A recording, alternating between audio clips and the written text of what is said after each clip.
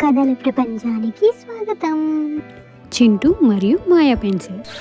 ఒక చిన్న గ్రామంలో చింటూ అనే ఒక బుడ్డోడు ఉండేవాడు. అతనికి చిత్రాలు గీయడం అంటే చాలా ఇష్టం. ఒకరోజు అతను డ్రాయింగ్ వేస్తుండగా అయ్యో నా పెన్సిల్ చాలా చిన్నగా అయిపోయిందని బాధపడ్డాడు. అప్పుడే వాళ్ళ అమ్మమ్మ గది లోపలికి వచ్చింది. ఎందుకు బాధగా ఉన్నావు చింటూ అని అడిగింది. చింటూ చెప్పాడు, అమ్మమ్మ నేను ఇంకా డ్రాయింగ్స్ వేయాలి, కానీ నా పెన్సిల్ ఏమో అరిగిపోయింది. అమ్మమ్మ నవ్వుతూ ఒక ప్రత్యేకమైన పెన్సిల్ని ఇచ్చింది చింటూకి. ఇది మాయా పెన్సిల్, ఇది మంచి వాళ్ళకి మాత్రమే ఉపయోగించాలని చింటూకి చెప్పింది. చింటూ ఆనందిస్తూ ఒక పిల్లి బొమ్మని గీశాడు.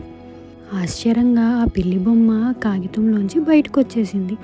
మియావ్ అని పిల్లి అరిచింది. చింటూ ఆశ్చర్యపోయాడు. అతను ఆ మాయా పెన్సిల్తో ఇతరులకు సహాయం చేయాలని నిర్ణయించుకున్నాడు. ఒకరోజు వర్షం పడుతుండగా ఒక చిన్న పిల్లవాడికి గొడుగు లేదు.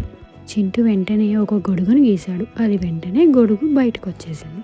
ధన్యవాదాలు చింటూ అని పిల్లవాడు సంతోషంగా చెప్పాడు. అలా చింటూ అందరికీ సహాయం చేసేవాడు. ఒకరోజు మాయా పెన్సిల్ ఒక మాయ ఆగిపోయింది. పెన్సిల్ మెరుపు తగ్గిపోయింది. అమ్మమ్మ నవ్వుతూ చింటూ అసలైన మాయ మన మనసులో ఉంటుంది అని చెప్పింది. మంచి పనులు చేయడమే అసలైన మాయ అని కూడా చెప్పింది.